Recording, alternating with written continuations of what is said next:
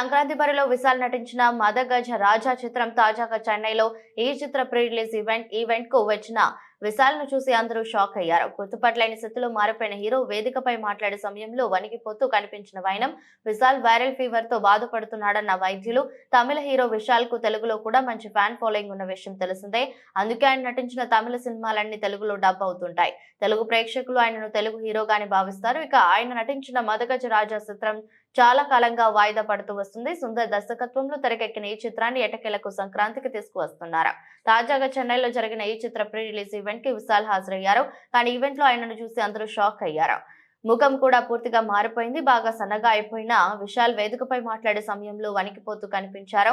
Fans ఆందోళన వ్యక్తం చేశారు. అసలు విశాల్ కు ఏమైందంటూ అభిమానులు ఆరా తీస్తున్నారు. ఈ క్రమంలో తాజాగా వైద్యులు ఆయన హెల్త్ అప్డేట్ ఇచ్చారు. దాని ప్రకారం విశాల్ వైరల్ ఫీవర్ తో బాధపడుతున్నారు. అందుకే ఆయనకు చికిత్స కొనసాగుతుందని, ప్రస్తుతం పూర్తిగా బెడ్ రెస్ట్ తో ఉన్నట్లు సమాచారం. ఏది ఏమైనా విశాల్ త్వరగా కోలుకొని మునుపట్ల యాక్టివ్ గా ఉండాలని ఆయన అభిమానులు కోరుకుంటున్నారు.